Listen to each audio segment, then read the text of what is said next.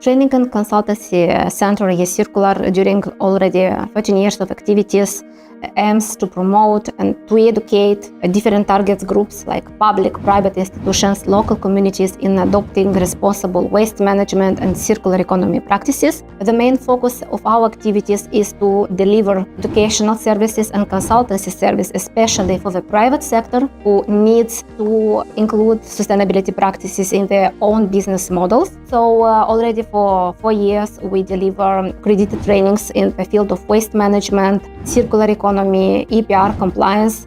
These trainings are accredited by the Ministry of Education and Research, and from this year, association also became a member of European Pact of Skills, engaging in developing more educational trainings activities and in promoting the culture of lifelong learning. Textile and apparel sector is the first biggest manufacturing industry in the world and is one of the biggest polluting industry and resource consumption one. We have only 1% of recycled textiles in the world. These results make very vulnerable this sector, so it's very important to engage and to sustain developing of green skills, of educational training activities and consultancy for supporting the business, supporting the companies to make this transition from linear business models to circular ones. Consumer demands for sustainable products is very critical to address when we speak about sustainability in the textile and apparel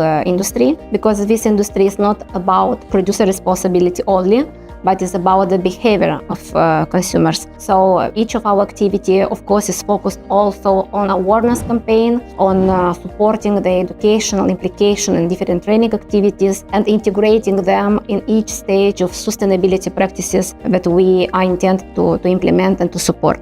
Similar organizations which try to do the same and to implement sustainable practices in their communities, of course, must take in consideration the importance of education, because education training, I think, is critical when we speak about developing skills, building skills, and helping businesses, helping individuals, students to be leaders in this transition from linear to circularity business models. Partnering with RECONOMY helps E-Circular increase and improve educational offer. This is very important because through this project we can develop new trainings based on circularity economy in textile and apparel industry. We can improve and we can create green skills for workforce from textile and apparel industry, and we can communicate, share experience with countries from Eastern Partnership countries, because through changing new information, knowledge, getting new insights from countries